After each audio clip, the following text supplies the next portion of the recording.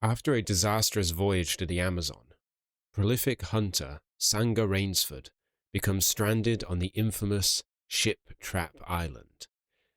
Following the suspicious sound of gunshots, Rainsford stumbles upon a large mansion, the home of the island's sole owner, the hospitable and sophisticated General Zaroff, as well as his servant, the less hospitable and less sophisticated Ivan. Much like Rainsford, General Zaroff too is a seasoned hunter, spending his whole life hunting exotic animals around the world and claiming their heads as trophies, of which adorn his walls. But Zaroff admits that he no longer holds the same passion for hunting as he did in his youth, and thus has been seeking out bigger thrills, more dangerous prey, something that can match him in terms of wit, strength, and intelligence. I hunt the most dangerous game. The most dangerous game? You mean tigers? Tigers? No. The tiger has nothing but his claws and his fangs. I heard some queer beast howling back there along the water. Was that it? Rainsford is repulsed by the idea. Hunting animals is one thing, but hunting man? That's just murder. Zaroff is dismissive of Rainsford's concerns, saying that the people he hunts are animals. Besides, hunting is what he was put on this earth to do. It's in his nature. He is strong, they are weak, and that's all there is to it. And if Rainsford can't see that, I guess he's no different from those other animals. General Zaroff then proposes a game to Rainsford. Survive for 3 days on this island as his prey, and he will win his freedom. Fail, and his head will be mounted on Zaroff's walls, just like the many men who were stranded on this island before him. That was the synopsis of Richard Cornell's short story, The Most Dangerous Game, released in 1924. It would be one of the earliest examples of a story that would fall under the category of death game. Although it would be a while before death games would hit the mainstream, you could still see the framework for future death game titles in Richard Cornell's work. There's a reluctant participant who finds themselves in a new and dangerous world, forcing them to adjust to a new set of rules and expectations, ones that require them to fight for their survival. All the while, they're being overseen by some omnipotent, omnipresent figure. This person or group of people have a jaded view of society, which has left them with depraved morals. They use these morals as a justification to organize these death games. But if you dig a little deeper, you'll find that these justifications are just used to mask their true desire, to derive some kind of entertainment out of their victims. Because of this, death games sort of serve as a way to critique an aspect of our society. In The Most Dangerous Game, it spoke against big game hunting, which at the time was a popular pastime for the rich and powerful. Just by changing our perception of the hunt from the eyes of the predator to the eyes of the prey, you can see how messed up it is to try and kill something innocent that's just trying to survive for the sake of a fun day out. It's a clear and concise message delivered in an intense and exciting way. The Most Dangerous Game went on to be a massive influence on popular culture. For a long time, it was the death game, being referenced in countless TV shows. General Zaroff himself is the poster boy of depraved, sophisticated hunter stereotypes, even inspiring characters like Craven the Hunter. It also received tons of adaptations, some as recent as 2022. And over a century later, the concept of death games has greatly expanded and changed. The games are more elaborate, the social issues are more complex, and the violence is wettier and bloodier than ever. And admittedly, they have become a guilty pleasure of mine, in terms of entertainment. There's something really exciting about watching people in life or death situations. I'm not saying General Zaroff was correct, but I do get it. So, first, let's find out what is a death game. The term death game is surprisingly broad, so I've broken them down into 3 distinct styles that I've noticed. The first is battle royales. Popularized by the 1990 book of the same name, battle royales place a group of people in a confined area. They are given weapons and the single objective to be the last person alive. With very little oversight, contestants for the most part are left up to their own devices. They're free to choose how they approach victory. They can form alliances, pick people off by themselves, or abstain from fighting altogether. During a battle royale, anything goes. That is, of course, except revolting against the people who put you there. Things like that will be met with swift and immediate punishment. But the games won't stop until there's one person left. Notable examples include the Hunger Games, the Belko experiment, I would also argue the Purge, and of course, Battle Royale. That's Battle Royale with cheese for any French people out there. Blood sports aren't fictional. They are very deeply ingrained into our society. So in an effort to keep this video on death games as light-hearted as possible, we're going to steer away from the grim reality of blood sports like dog and cockfighting, and consider more sensationalized activities like professional wrestling and fishing. And I'm not joking, fishing is one of the most deadliest sports on the planet. Blood sports are, as the name suggests, sporting events, and while they may not require anything to die, it is heavily incentivized for the sake of the satisfaction of the blood-hungry audience. And what the audience wants, they will get. Whether it be man or beast, casualties are just part of this game. Because if those ratings go down, a lot of people will be out of a job. Notable examples are Death Race, the second episode of Dead Man Wonderland, Running Man, Gladiator, and of course the most dangerous game, Pro Bass Fishing. Wikipedia says it's a death game. These are death games. Dying of boredom, more like. I never understood fishing. You don't even eat the fish after. Challenge rooms. Contestants of challenge rooms are tasked with solving a puzzle, performing some dexterous task, or just playing a simple children's game, with the added consequence of death for failing to perform the task to completion or satisfaction. These games are a bit more intellectually driven, as contestants have to rely on logic, strategy, or maybe just finding a loophole in order to win by technicality. But the cruelest thing? The price for winning is you get to do it all over again and again and again. Notable examples are As the Gods Will, Alice in Borderlands, the Escape Room series, and of course, Netflix surprise 2019 hit, Squid Game. These are by no means a definite set. Death games are very malleable. You might know one that fits into multiple categories. I just wanted to show that there is a variety of them. But there's one thing that connects them all together. They are in some way critical of using people's lives as entertainment. And therein lies the hypocrisy of death games. As media, they are forms of entertainment, designed to be as thrilling as they are morbid. But they also hold the narrative that what we're seeing shouldn't be entertaining. It should actually be really horrible. It's kind of the same problem Gundam has. War is bad.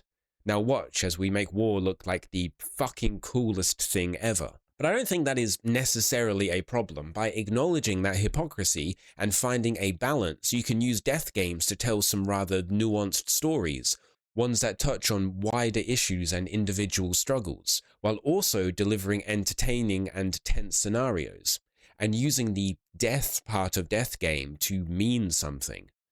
But that balance is very delicate, and if they go wrong, you can really fuck them up and turn death games into exactly what they critique, using people's death as entertainment. It's the sequels. The sequels are all fucking stupid.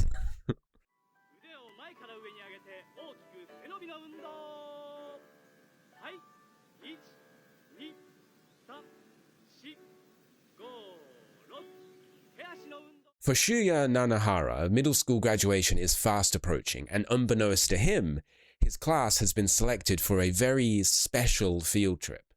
While being driven down a highway, Shuya begins to notice that they are passing through a suspiciously large amount of military checkpoints. Eventually, after an impromptu nap, Shuya and the rest of his class awaken in a destroyed classroom on a deserted island. They are informed that they are to participate in the Japanese government's Millennial Education Reform Act, also known as the BR Law, where every year a random class of Year 9s is sent for a 3-day fight for survival, where only one student may leave the island alive. The entire basis for the BR Law comes from the collapse of the Japanese economy, plummeting Japan into a recession followed by a depression, and then an outright obsession with crushing the rise of school delinquency, a trend that saw 800,000 students quit school to cause all kinds of mischief across Japan, and the ones that stayed in education were hostile and disrespectful to their teachers. As the name suggests, the Millennium Education Reform Act is designed to re-educate and correct the reckless, misguided,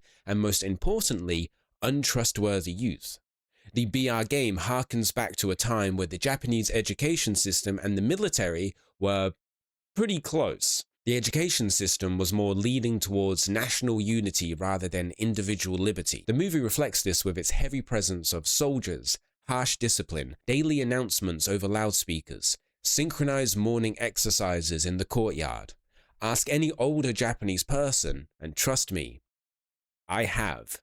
This was their daily life. After World War II, the Japanese education system went through a reform, and the military aspect was slowly disconnected by the American military. There is a irony somewhere there, but I'm not going to talk about it. I'm going to talk about a movie where a bunch of people die from eating spaghetti. The BR Law is what the Japanese government thinks will fix the younger generation and prepare them for the future and make a stronger Japan. Because at the moment, they don't trust them. And to make sure the little tiddlywinks behave themselves, each student is fitted with a collar that will pop if they get too rowdy. At first, the students are rightfully too scared to really comprehend what's going on, but after a minor disturbance is met with a swift and lethal punishment, things settle down. The curator of this particular game is the class's old teacher, Kitano, who became disillusioned with them and their entire generation due to their lack of respect to him as their educator. The final straw being an incident that involved him getting stuck in the leg with a knife.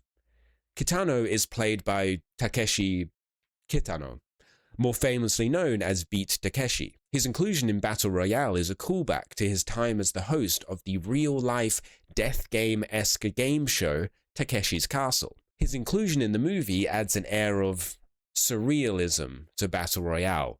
Takeshi can be a very serious actor, but he is also a comedian. In Battle Royale, he's kind of both. He has this playfulness about him, but will suddenly burst into violent anger. It makes him unpredictable and terrifying. He treats the children with such gleeful disdain, and you can feel the vitriolic hatred dripping from every part of him. And it's in his character we can see the true nature of the BR Law, that it isn't to fix anything. Instead, it's a way for the older generations to vent their frustrations and inadequacies on a group they see as a failure. Kitano taken the opportunity to publicly punish a student that he particularly disliked. Now fully compliant, Shuya and his class are kitted with a bag of goodies and sent out into the island to survive in as violent a manner as they please. And survive, they try. Whenever death games are mentioned, there's always a tendency to jump into discussing morality. Like, in this situation, would you harm or possibly kill someone if it meant your survival? With Battle Royale, I really don't think that's worth discussing. Time and time again, we see that these kids are perfectly willing to cut, shoot, poison, blow up, stab, and shoot each other. They are perfectly okay with killing each other. Some of them are even really happy to do it. Instead, Battle Royale asks a different, harder question. Imagine your friend, or a friendly acquaintance, someone like a classmate or a co-worker. Given a similar situation, would you trust them not to hurt you? Because all it would take is one instance of misguided faith, one moment where you overvalue your worth in someone's eyes, to let your guard drop for a single second, and that person you thought you knew, thought you could trust, would take that chance and kill you. Trust and friendship and its value to us as a collective society is what Battle Royale aims to explore. As we're seeing how the older generation has lost all faith in the youth, we are also seeing the opposite. We are shown how the older generation has failed the younger. Shuya's parents both left him when he was young, one through a door and one through a noose. Other students were abused, neglected, and vilified. And the only thing waiting for them in adulthood is a collapsed society, one that they are being blamed for. It's no surprise they turned out the way that they did. This entire generation is being used as a scapegoat for the failures of the previous one. Now they are being reprimanded to prove a point, to show the world that they are violent failures by putting them in a game where they have forced to be violent. Any chance to bridge that generational mistrust ended before it even began. And the worst thing is, the older generation are seemingly correct. The whole class who not a day ago were playing happily with each other are now at each other's throats. All those years together, whatever relationships they built up, evaporate as soon as you hand one of them a crossbow. When the students try to band together to form some kind of alliance, they're met with fatal consequence, either due to the possibly brain-damaged Kazuo Kiriyama, or just internal tensions reaching a boiling point, through resurfacing drama or just plain old paranoia. The lighthouse scene is a standout among the movie, showing how quickly a simple act of mistrust can undo all the goodwill built up around you, and spread quickly from person to person like some kind of parasite. The maximum amount of damage you can do to a group of people is to not make them want to be in the same room as each other. Trust will always get you killed. But despite that, Battle Royale tells you that no matter what, you should always take that risk to trust. Even if it seems downright stupid to do so, even if it means you might die. The ones who choose their friends over themselves, who see the people around them as something to cherish and love, will die smiling. Whereas the others who isolate themselves or act on fear will die screaming, scared and alone. One standout moment involves Takako Chigusa. She is a track star who has long had feelings for her She is a track star who has long had feelings for her best friend Hiroki I just can't read Japanese names. She is the class's track star who has long had feelings for her best friend, Hiroki Sugimura. When the game starts, they quickly get separated, so she spends most of the time searching for him. But by the time they are reunited, it's too late. Takako receives a fatal wound and is found by Hiroki, slumped over, deep in the forest, and for a moment the two just sit there, watching the sun. Takako eventually tells Hiroki that she's always loved him, but is ultimately rejected. But that doesn't matter. She still thanks him and dies. It was enough for her that she grew to love someone and found a true friend. This spurs something inside Hiroki, who seeks out the girl he has feelings for. And although it doesn't end well for him, he still dies with no regrets. These kids always rebelled against the world that they were in, and were seen as the villains. But how could they be the villains if they care about the people around them? If they chose to love every time, even if it hurts them badly? You might think that they are appropriately just bleeding hearts, that being anything other than alive in this game means that you've failed. But in a game like this, choosing not to play by its rules is the strongest act of defiance you can make. The existence of love far outweighs the present pain. And if everyone can see that, young and old, you can unite and form a stronger future, the one that we all deserve to have, one free of murder and death and mistrust. You just need to believe that the other people are willing to extend that olive branch to you, like you should for them. Battle Royale 2 is bad. I even struggle to call it a death game. It's not really even a death game. The new group of Year 9s are sent on a military operation to hunt down Shuya, who survived the previous game and now runs an international terrorist organization. In the first act of Battle Royale 2, a lot of people die in explosions and gunfire. There's certainly more blood and gore, but it's just there to distract you from realizing that there's no substance behind it. It's like it's trying to remind you that this is Battle Royale. Like, yeah, remember when all those people died in Battle Royale 2? Well, more people are dying this time, and it's gonna be gorier, and there's gonna be more piss and blood. This ain't your grandma's death game, pussy. Battle Royale 1 and 2 for the first 30 minutes, and I mean exactly 30 minutes, you can check, are exactly the same. The students are ushered into a strange room. An eccentric teacher tells them about the death game. And to be fair, I actually like this guy.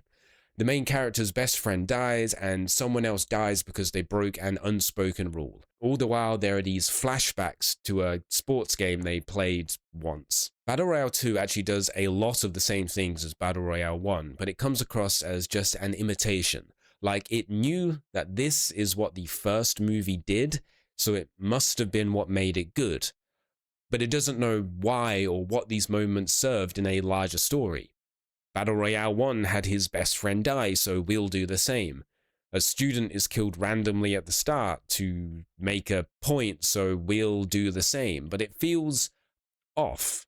When Beat Takashi throws a knife at that girl for talking while the movie is playing, it sets a tone. You see, a teacher killing a student is actually really frowned upon in Japanese society. They even have their own phrase for it, shinitaku nai. So this moment indicates that these kids are in serious danger. An authority figure that's meant to protect them is now willing to hurt them? That's pretty concerning. In Battle Royale 2, the equivalent is a girl who is killed to establish the new gimmick of the game, which is when your partner dies, you die. Which, putting aside, that's just a weird decision in the context of the game itself. Her death is really stretched out like a lot. I'll play it behind me. The green screen's got to be used for something. But it seemed the priority was to show you lots of blood rather than really make you feel something. When Shuya's friend is killed due to a personal grudge, this highlights the hypocrisy between the goal of the Battle Royale lore and what it's actually used for. In Battle Royale 2, the main guy's best friend doesn't want to participate in the game, which is okay, but then he chastises the other students for participating because he thinks it's wrong. But he's kind of ignoring the fact that if they refuse to participate, they die. So they aren't playing because they think it's right or they don't particularly care. They're doing it because the alternative is death. Keep in mind that they aren't trying to kill each other. They're trying to kill a stranger. So his preaching makes him look dumb. Both movies also have a repeated flashback to their respective classes playing a sports game. In Battle Royale 1, it's a basketball match. The repeated flashbacks are supposed to show that there's a contrast between who the students are in real life and who they are in the Battle Royale game. And in the case of Mitsuko, developing her character, showing that no one really aims to be the dangerous, antisocial outsider. Just sometimes that's where you find yourself. I love Ko Shibasaki. Aged like fine wine? No. Wine aged to be that fine. Battle Royale 2 has a series of flashbacks to a rugby match, and there's really nothing functionally wrong with its use, but it more speaks to the movie's lack of originality. The same kind of storytelling is being used again, so its effectiveness is softened a bit. But to its credit, it still fits into Battle Royale 2's theme of friendship. Again? Kind of? Well, it says it's friendship, but I don't think it's conveyed very well. They don't take enough time to even establish friend groups, or even if this class really likes each other.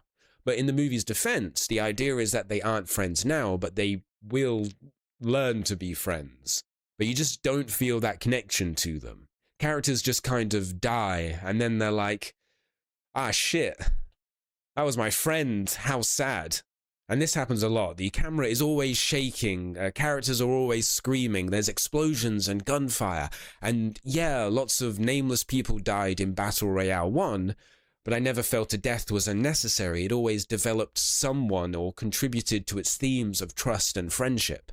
In Battle Royale 2, the students are nothing more than fodder to make the kill count sound impressive, meaning that you don't feel much when they die.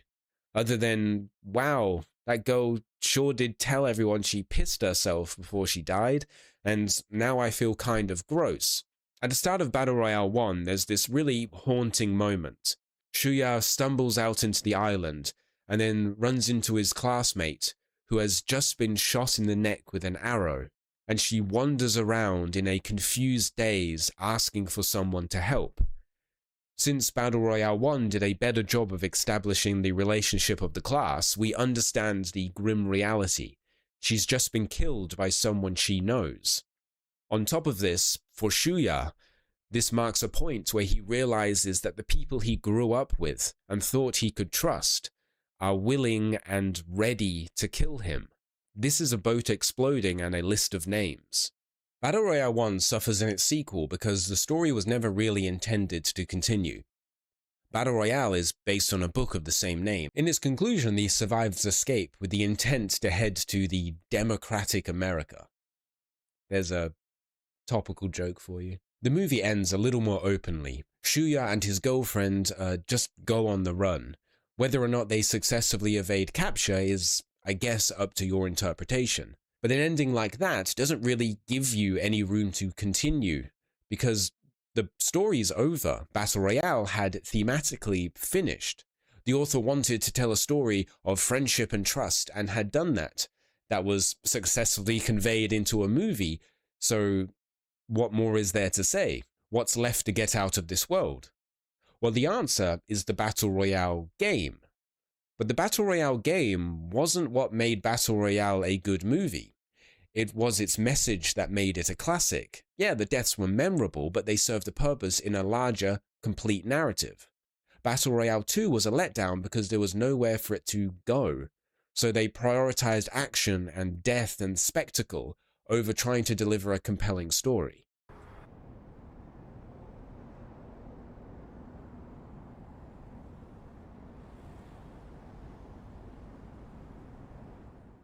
So a few years ago, I lived in Korea, and one day I went to Myeongdong to visit a friend of mine.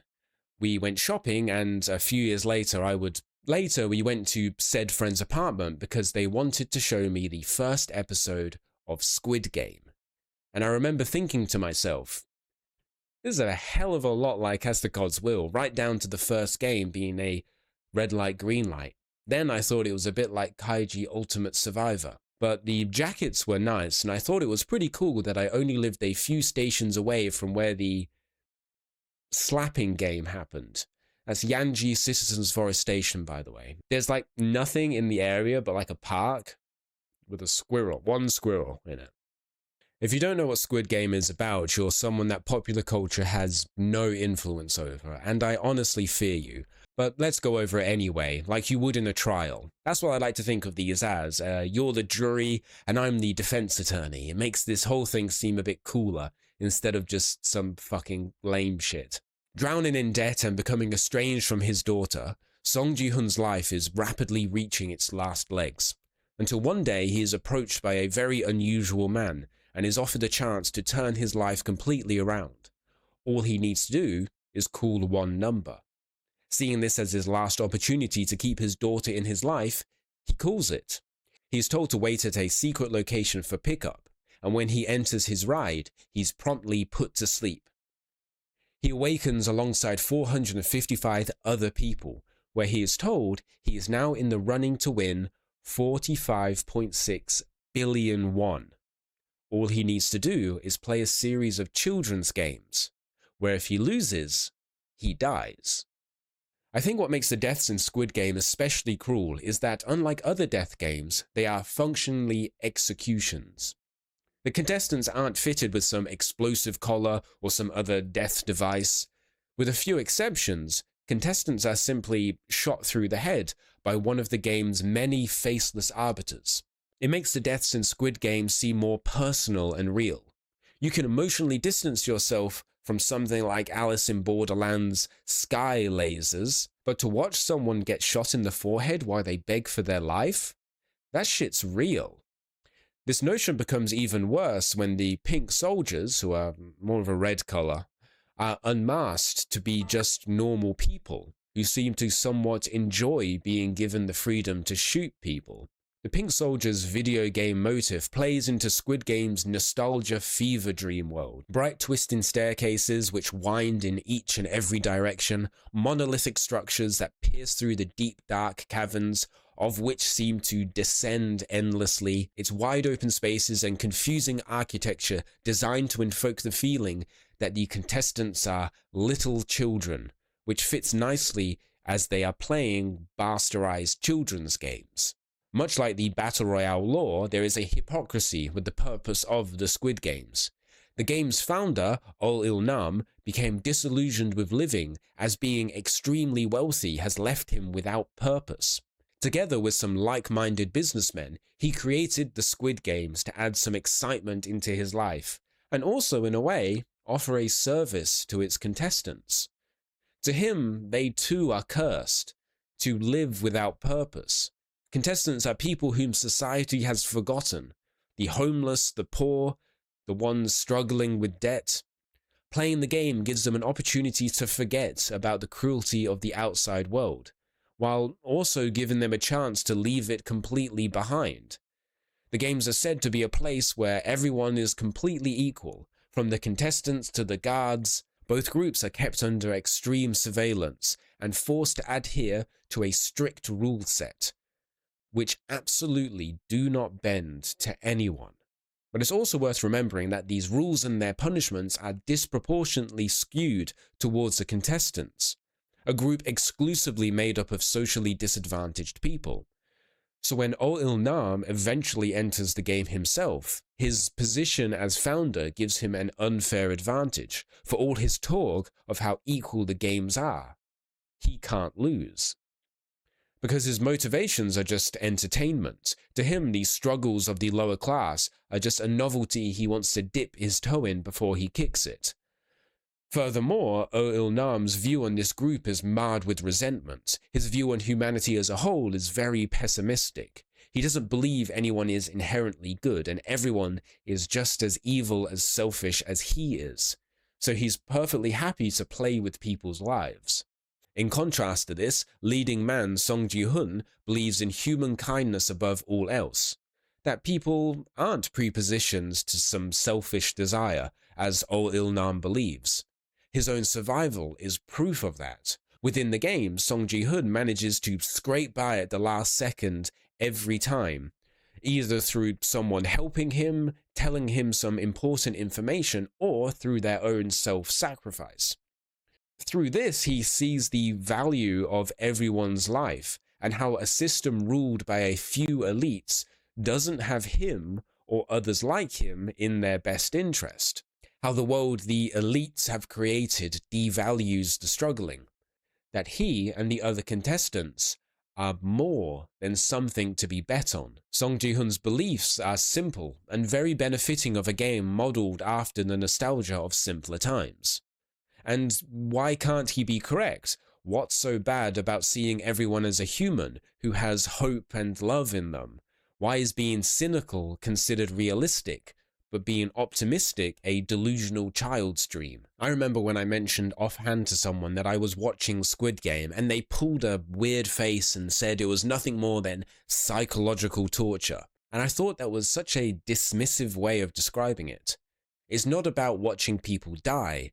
It's about watching people trying to live in a system filled with confusing rules, and how we should be empathetic to each other as people all trying to survive within it. The overall message of Squid Game is nothing new, but I think it's really good at telling it.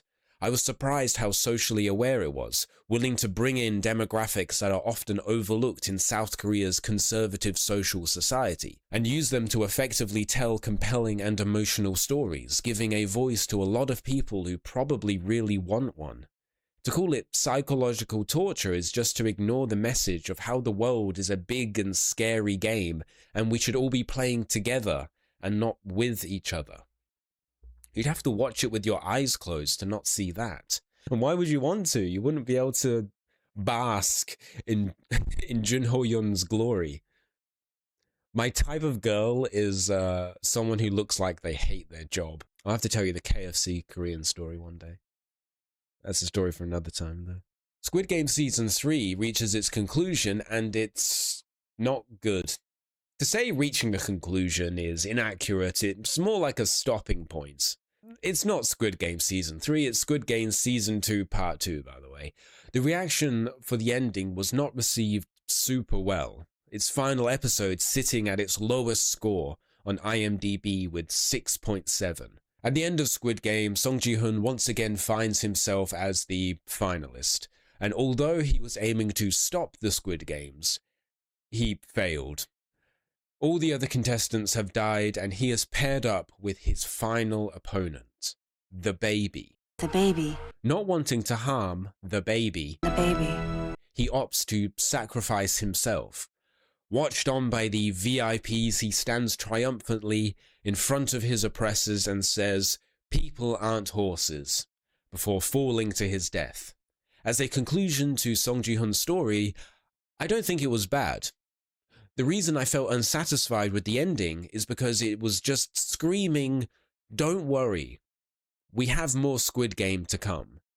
From the fact that the Squid Games themselves don't end, they just all pack up and go home, to the final scene teasing the future American Squid Game, it made the ending not really feel like one. It felt at odds with itself, wanting to be one part of finale, while at the same time trying not to step over that finishing line. The continuation of the franchise was more important than delivering a satisfying conclusion, which is detrimental to Squid Game's ultimate message. Squid Game is a story about how society pushed forward by capitalism treads on those who can't keep up, and the people leading take sadistic joy or cruel indifference to those left behind. And to have a show like that be pushed as one of Netflix's flagship series, reassuring us that don't worry, we'll definitely get to see more stories about disadvantaged people fighting for survival, is honestly the funniest thing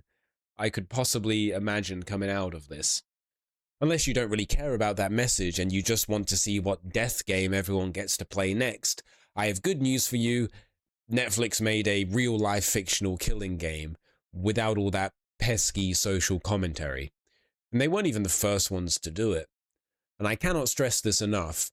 The next logical step in that is just actually killing people, like actually getting people to sign up and waiver their life to participate in a real-life fictional killing game. I bet you could probably get like another 50 seasons out of something like that.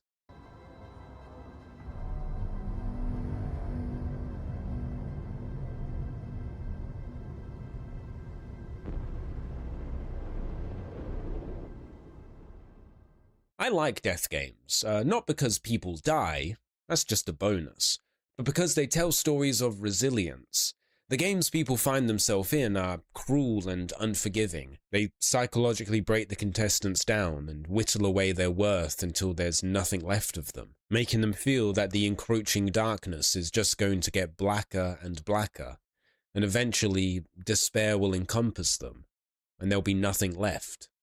The death games also show that between that grief is where you see the value of life, the camaraderie, the humor, and the love.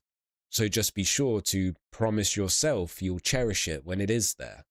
And you'll find that holding on to those moments is a powerful tool you can have. Not to defeat, but at the very least, endure that despair. And I think that's the most valuable thing a death game can teach you. That no matter what struggles or misery you're going through, it does eventually end. The sun comes up, the win conditions are met, and an announcement is made. That the game is over, and you are alive. And not everyone might be, but you are. You're damaged, traumatized, grief-stricken, but you're alive. And for now, that'll be enough. And that's an important message to internalize. Misery is an unescapable part of your life. One day everything might turn upside down, but that sadness is temporary. There is always a happier day coming. But in the same way, that too is fleeting. Everything, for better or worse, ends. But for that message to really have meaning, death games need to end. When the spectacle of death and body counts over-encompasses death games' message of endurance, you risk diluting that to a footnote. When a satisfying ending is pushed aside, and the priority is continuing the death game for the sake of media consumption, all those emotionally driven stories just come across as disingenuous. Characters' only purpose becomes part of a larger checklist, being pumped out to make us react with shock when they die. Not to make us connect with them or learn from them, just to make them a little bit sympathetic so we feel a rush when their face blows up. And when they're done, when they've served their purpose, a new one will take their spot. It feels so cynical, like they're never going to be enough. Their suffering and misery is just a small blip on a long timeline of fake people being dragged out to trick us into feeling something. It gives a false impression of what kind of stories death games can tell. When all you see is compilations of people dying, explanation of how the new device gores its victims, a new sequel to a prequel to a franchise with 10 movies. Death games turn exactly into what they criticize. Media about killing people for fun, because that's all people will think they are. Maybe that's all people will want, so that's all we're going to get. So what does a good ending to a death game look like? There are a lot of death games out there. Some of them are one and done, and those are enjoyable. They come along, they tell their story, and then they finish. But there's only one I feel that's impacted me and stuck with me for so many years, and I've never seen anything quite like it. I'm going to explain now the best ending to a death game I've ever seen. At the time, it was super controversial, and admittedly back then, I didn't like it either. But after witnessing the birth of 6 Hunger Games, 6 Purge movies, 10 Saws, Squid Game Season 2 Part 2, The Squidening, fucking Battle Royale 2, I grew to really appreciate what this particular franchise had to say about the nature of death games. And that is Danganronpa. And I ain't even fucking joking. Danganronpa is a visual style novel detective game from back in 2010. Since then, it's become a popular franchise and spawned multiple sequels, anime series, a card game, stage plays, and a ton of books with the most fucked up lore in it. All Danganronpa games follow the same basic premise, except the weird spin-off game no one talks about. You play as a socially awkward high school child who, along with 15 other students, awaken to find themselves imprisoned in some isolated location. A school, an island, a city, another school. After a multi-long hour introduction to your colorful cast of fellow prisoners, you are informed by a robotic bear called Monokuma that you are currently in a death game.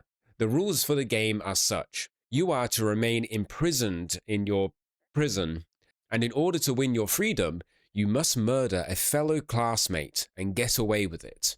Once a murder has occurred, an investigation is conducted. Everyone will get to play amateur sleuth to gather evidence to be presented at the class trial, where the killer will be deduced and accused. If the killer successfully avoids suspicion, everyone but them dies and they win their freedom. But if they get sniffed out, they are snuffed out, and the game just continues. As a player, you won't actually be doing any of the dispatching yourself. Instead, your role is firmly as the detective, recording clues, talking to people, and helming the trial where you will weed out the culprit. If you've played any Ace Attorney games, it's just the same as that, but with mouse support. Surrounding the minor mysteries of murder is the big mystery, the overall plot of the story. Why? Why were you captured? Why are you being forced to play this game? And why can't anyone else solve these crimes? Like, there is a literal character who is a detective, and she doesn't even try to help. Well, she does a bit at the end, but it's too late, and she should have just been doing more. To keep it short, because like I said, the lore of Danganronpa is very intense. A tragic mass murder of a group of child prodigies has thrust the world into an age of despair. The event was orchestrated by despair personified, an individual known as the Ultimate Despair. To further push their nihilistic agenda, this mysterious mayhem maker captured the best and brightest students of Japan and forced them into a killing game. As these individuals possess exceptional once-in-a-generational talent in their respective field, they are revered as the hope of the future, each of their death being a loss for humanity as a whole. Their struggles are broadcast for the entire globe to see, so everyone can watch despair slowly whittle away hope. Danganronpa understands really well what people want from death games. To categorize it in my made-up chart, I would put Danganronpa in the Battle Royale section, but with an asterisk, as it's less about physical fighting and more a social Battle Royale. While characters do, bludgeon and gore each other, an essential component of Danganronpa is understanding who these characters are and how they feel about each other, as details like that might assist you in uncovering the culprit. At its core, Danganronpa is a story of the indomitable human spirit overcoming unfathomable evil. Danganronpa throws you into a weird and scary world. Its unsettling premise and equally surreal characters make you uncomfortable and somewhat isolated. But as they begin to open up to you, you relax and think that everything might be okay, that even though their quirks are a little bizarre, you can put that aside and find common ground as victims in a bizarre game. It seems everyone just needs a push to come together and survive as a group, only to have those feelings come crashing down as some people aren't willing to cooperate. Some even start reveling in the idea of a death game, willingly playing along because their quirkiness might actually be some kind of dangerous mental problem. Revelations like this delve you deeper and deeper into despair, and when you're finally at your lowest point emotionally, it throws you a lifeline. It shows you that there is still hope left this deep down in the darkness. You have allies, friends, and a plan to end this game for good and save everyone. So you soar right back up and feel invincible. But there's still a gnawing feeling in the back of your neck which tells you, if you're reaching this high, it means you've just got further to fall.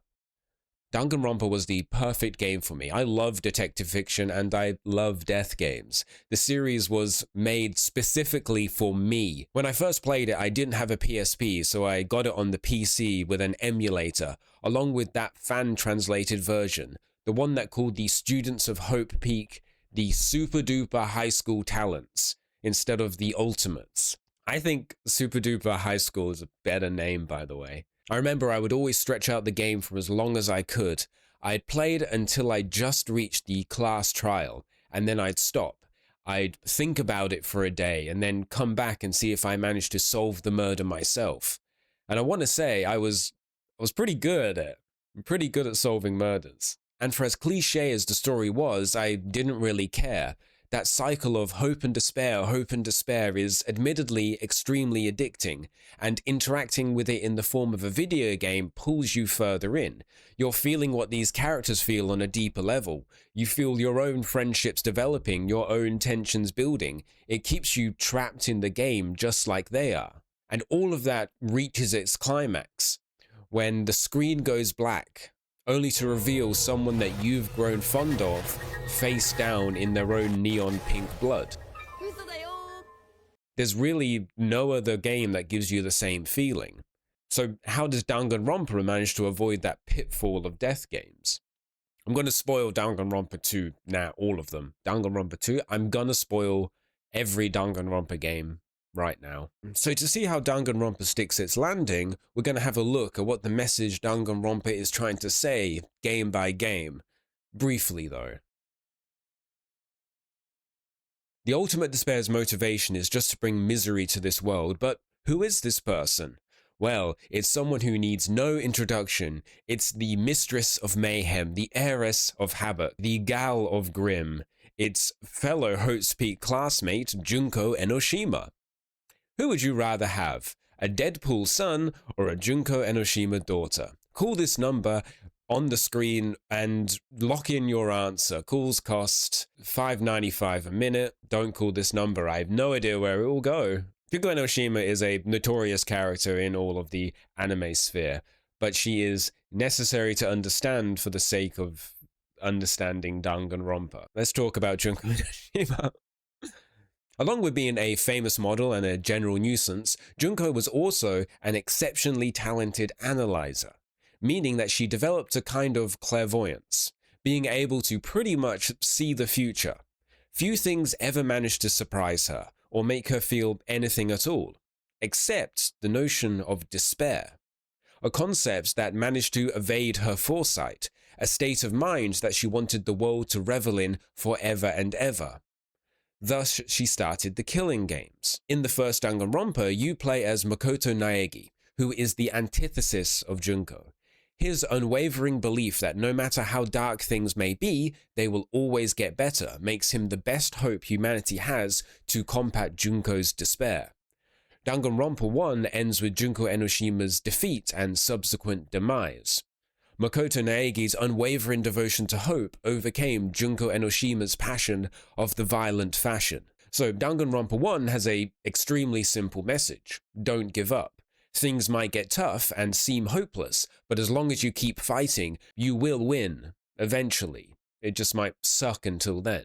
It's a simple but overall worthwhile message. I don't really have a lot to say about it, but it's fine for what it is. But much like other death games I talked to you about, Danganronpa wasn't written with a sequel in mind. So when Danganronpa 2 came out, where was it going to go with this? What could it possibly say more about the notion of never giving up hope?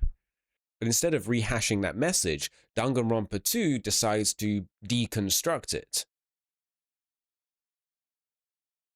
When Danganronpa 2 came out, I, of course, got it right away. Matter of fact, I bought a PS Vita just to play Danganronpa 2.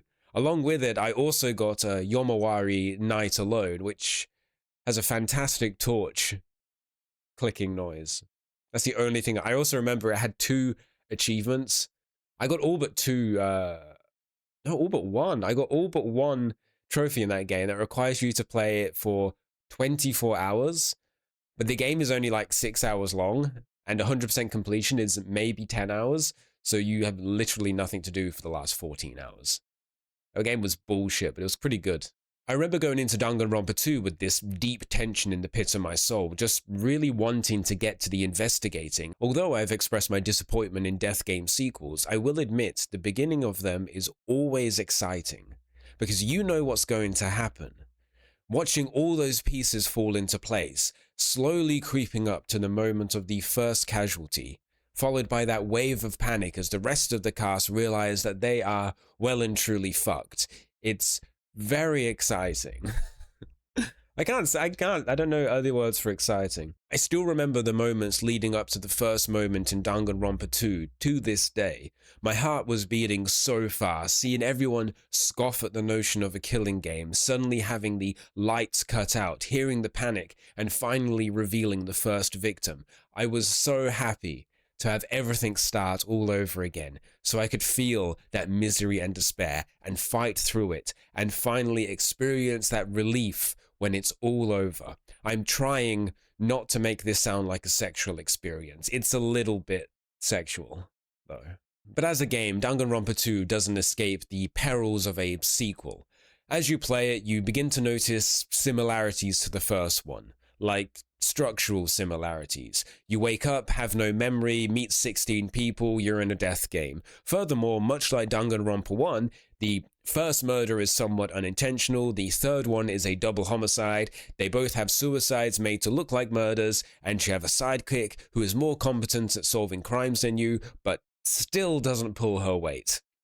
So the death game part is already starting to show cracks, but it's something you can ignore since solving the crimes is the main appeal of the game. But there's one thing you can't ignore, which is the big bad of Danganronpa 2, who is, of course, Junko Enoshima, again. Well, it's not her, it's a AI version of her, but for all intent of purpose, it's Junko, doing the same thing as before, and you defeat her the same as before. If you just bring her back, I don't understand the point of killing her off in the first place. It's because it wasn't meant to have a sequel. I just answered my own fucking question. So, thematically, Danganronpa 2 isn't really about arguing that hope always beats despair. Danganronpa 2 is more about the opposite. It's revealed at the end of Danganronpa 2 that you and the other participants of this new killing game are actually supporters of Junko. You at one point in your life were part of her group, also known as the Ultimate Despair. The island that you find yourself captive on, Jabberwock Island, in reality is a VR world designed to rehabilitate you. It was created by the previous killing game survivors who wipe your memories and place you in this controlled environment so you can hopefully learn about friendship and teamwork and scrub all the evilness out of you. Until Junko's AI corrupts the program and instigates the killing game. Well, it's more of a comatose game because no one actually dies. But this reveal means that you are playing as one of the people responsible for a lot of destruction in the real world. And this realization is scary to the protagonist, Hajime Hinata, as well as the rest of the contestants. As their memories have been wiped, they are, in a way, not real. They're kind of fictional characters. The person they are right now might be a fictional creation, and who they really are might be completely different. And leaving the simulation might revert them back to those violent murderers. Ending the death game means facing a completely uncertain future, but staying means that they are just living a lie, fake people in a fake world. As the audience, we still have the message of Danganronpa 1 firmly reverberating in our minds. Don't give up, hope always beats despair. But with that much uncertainty, to force someone to change because you think it's best, to funnel them into a single idea can seem cruel. But at the same time, yeah, the future might be scary, it might suck, but it shouldn't stop you from moving forward. Danganronpa 1 is about finding hope in despair. Then Danganronpa 2 is about finding the despair in hope, seeing how the two kind of feed off each other, and by living in that feedback, you're not really anything. Afraid of the past, scared of the future, not in control of your own life. The game ends with the remaining players deciding to leave the simulation, neither abandoning hope nor avoiding despair, but with acceptance. Acceptance that the future will be whatever it is. You can be hope, you can be despair. It's really, at the end of the day, up to you. Ultra Despair Girls wasn't bad, it was just weird and it sucked. Danganronpa's third game, New Danganronpa V3, was announced alongside Ultra Despair Girls and would be released in 2017. As the anime would conclude the previous Hope's Peak arc, V3 was said to feature a new setting, the Ultimate Academy for Gifted Juveniles, with Monokuma said to be the only returning character. Because if there's Monokuma, it must be Danganronpa. Hope in despair and despair in hope. That's all bases covered, so what more could Danganronpa V3 possibly bring to the trial room? Well, it turns out just straight up lying what the game is about. Structurally, it's the same formula. 16 students wake up, no memory, told by bear in killing game. You've heard it before. It's your job as the protagonist to uncover murders, figure out why you've been captured, escape the killing game. The game, however, lies in a different way. As you play through Danganronpa V3, you begin to notice a lot of inconsistencies and strange things that seem so familiar. I mean, Danganronpa has always been a very referential game, but it's not like this. It's weird, like it's trying to get you to remember something. It's holding something in its hand, asking, do you know what this is? Do you know why I have it? Do you even know what game you're playing right now? What does the V stand for?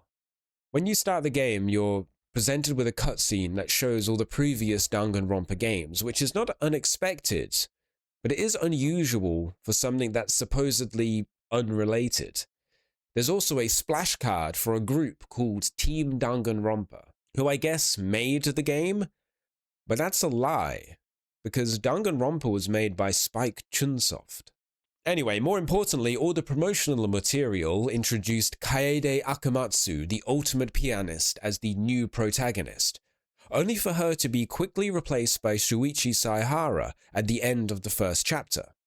But, you know, it's the third game. They need some early shake of the status quo to keep people interested. Speaking of characters, though, one of the contestants is named Kibo, who looks a lot like two characters from the other game mixed together. And his name is a pun on the word hope. That's pretty cool, I guess. And then, during the game, you stumble upon a sword that's covered in a gold leaf, which, if you remember from Danganronpa 1, was a murder weapon used in the first chapter. And then this girl here describes the exact appearance from a character in Danganronpa 2. Matter of fact, during the third trial, the glowing paint from the first murder in Danganronpa 2 is mentioned. But noticing all this the first time sort of gave me a weird feeling, and not a good mystery weird feeling, like a tired weird feeling. It was like Danganronpa was running on its last legs, using sudden shocks and twists to keep you interested, and then referencing older games to remind you of the other, honestly better games. And it's distracting you from the fact that a lot of Danganronpa V3 is just the old games again. The first murder is somewhat unintentional. The third one is a double murder. There's a suicide made to look like a murder. It made my whole experience less exciting. There's a million ways to commit crimes, and V3 is just using the same pattern as it had 2 times before. And Danganronpa's minigames were never anything to get excited about.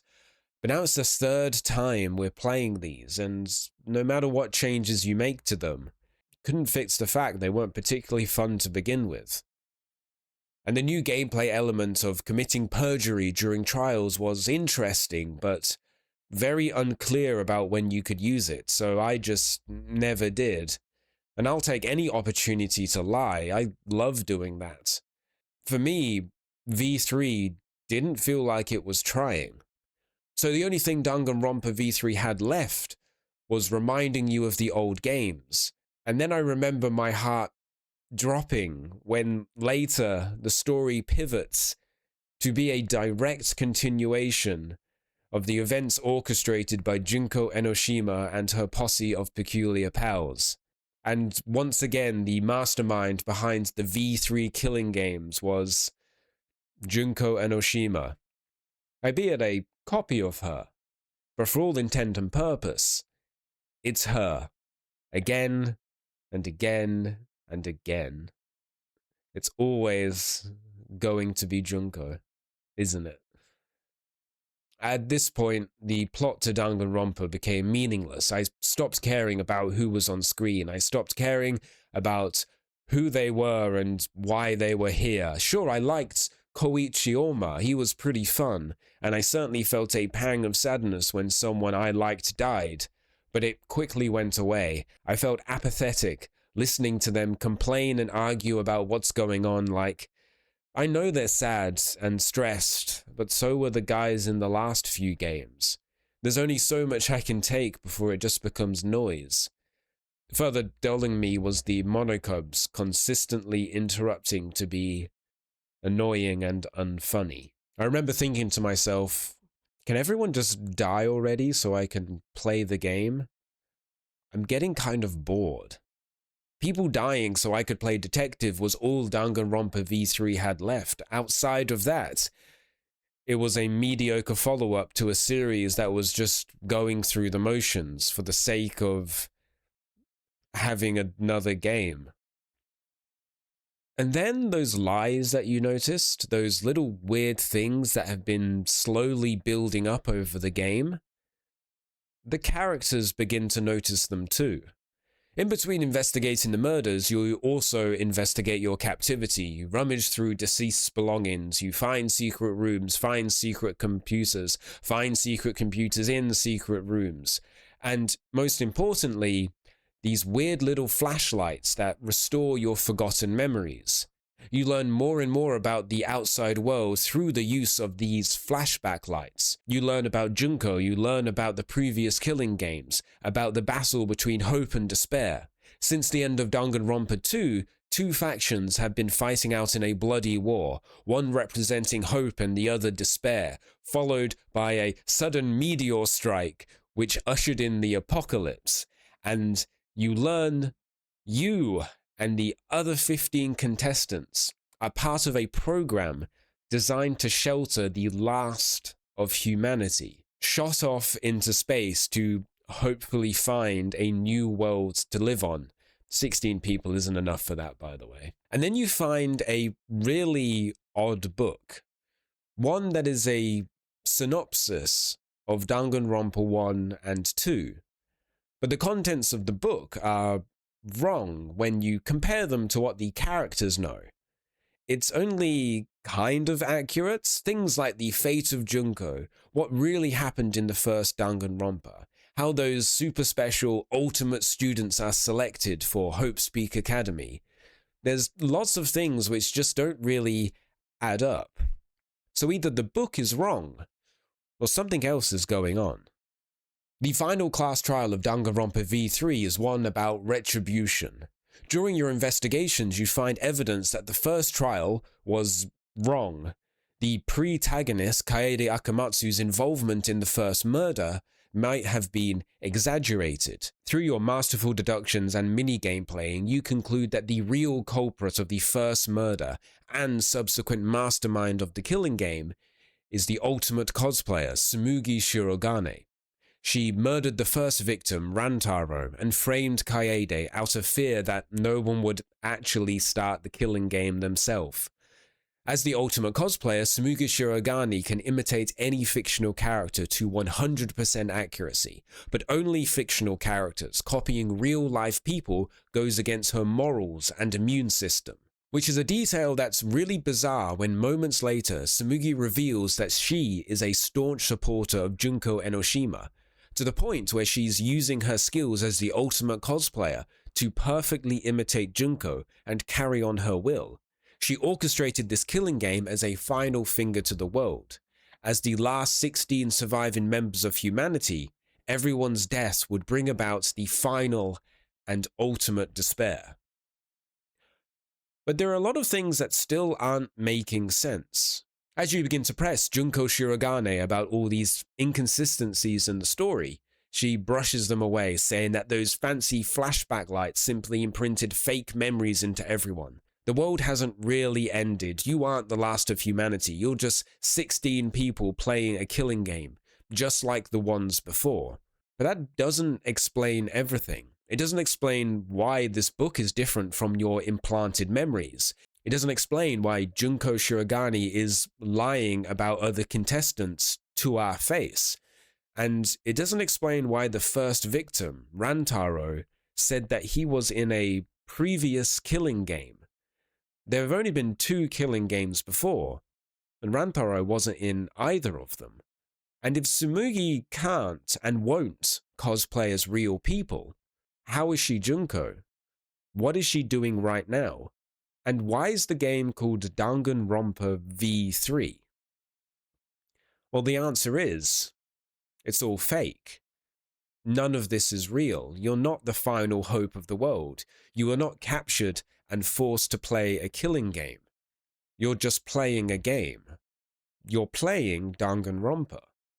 Junko Enoshima isn't real. Hajime Hinata isn't real. Makoto Naegi isn't real. They're all fictional characters from a video game series called Danganronpa, a franchise that became so popular that it transcended video games and anime and became a reality show. Each season, 16 lucky applicants would have their entire self wiped and replaced with a pre-made identity, and put into the Danganronpa world to be watched on by countless people across the globe to play a killing game.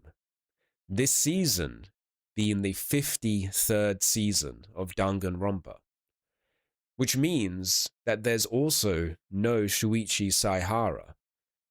He is a fictional character dreamt up by a writer. The same goes for everyone else. They are all fake people living in a fake world. Their name, memory, personality, motivations, feelings, everything that made them laugh and cry, everything that made you love or hate them, it's all fictional. It's just a game. This reveal is a tough pill to swallow for the characters and, honestly, at the time, for me too. I've had suppositories that went down smoother, or went up smoother. It kind of sucked to be told that everything I went through those multiple games didn't matter. Even in the context of its own universe, Danganronpa was fake. It felt like my investment for this world was for nothing. But what made me really dislike it was how the game seemed almost angry at me. Danganronpa got you addicted to its cycle of hope and despair, and then just yanks out the needle, being offended that I dare digest anything that it fed me, telling me I should feel bad for contributing to the suffering of others, comparing me to this loser with a bowl cut. Well, sorry for daring to feel anything, sorry for enjoying what you made entertaining, and now I feel something new. Not hope or despair, something foreign. And foreign things scare me. The remaining characters, too, react badly, trying to ration and reason, scream and cry, denying that their whole existence is just words written on paper, that their lives must have more purpose than to be used as the entertainment for others. But in a situation like this, to fight for hope or be defeated by despair warrants the same outcome. The killing games will continue because that's what the audience wants. All of this was for the audience. The hope that strengthened Naegi, the despair that liberated Hinata, is now a prison to Shuichi and the remaining contestants. So Shuichi chooses the only option he can.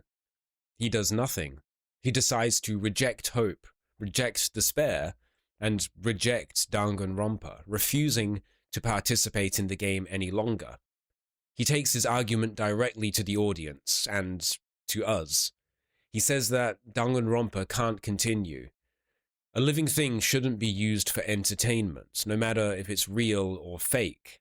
It may be true that his and everyone else's self might all be fictional, that his happiness and sadness may have begun as fabrication, but he still felt something. They all did, and that makes them real enough. And if fiction can be real, it can change the world, telling the audience that if they had any humanity left, they'd let Danganronpa end, which it does. In true fashion, the ending to Danganronpa is left ambiguous. Shuichi, Magic Girl, and Angsty Sword Lady leave the school and venture out into the real world, uncertain about reality. Was Tsumugi telling the truth? Was Danganronpa fictional, or was it all real? It was an ending I was deeply unsatisfied with. So the only thing I could do was what I've been conditioned to do: uncover the truth from the lies. I convinced myself that if I just looked at it at the right angle, the whole story would come together. I could work out what was real and what was fake, and I could fix that weird feeling I had about the ending. And I don't mean to brag, I'm pretty good at puzzles, but ultimately my balls were left as blue as Tsumugi's hair. Danganronpa V3 is full of so many contradictions and lies, it's hard to know what's true, and so I just kind of left Danganronpa frustrated, because it wasn't what I thought it was. In my eyes, the whole game had changed. It wasn't until years later, seeing how death games get butchered for the sake of longevity, seeing how impactful messages get lost behind the need for more, as well as the literal real-life fictional killing games being made, which I want to say is really, really fucking weird. I kind of realized I was wrong about Danganronpa. It was a series that knew its own limits right from the start, that took everything it gave us and always tried to subvert it, And yeah, sure, a lot of it was bad, but it did its best. V3 marked a great send-off to the series. I have no doubts that we could have had more Danganronpa. I have no doubts that at some point we will get more Danganronpa. But for an extremely popular franchise to look at its audience and say, this can't go on forever, I kind of respect that. If Danganronpa is about hope overcoming despair, how many ways can you say that before it comes out as white noise? If you're playing Danganronpa 4, 5, 6, 37, 53, is it still about hope and despair anymore? Or is it just about killing people? How could you ever call it hope if so many people had to die for it? How could you call it despair if you kept on embracing it? I didn't get that at the time. Danganronpa didn't change. I did. It was still trying to teach me something, but I just couldn't see it. I thought I was the main character, fighting against some overwhelming darkness, but still comfortable knowing that it would never actually get me. Before I knew it, the scope of the game had widened and widened, and encompassed me. I wasn't a detached player. I was a willful, giddy observer.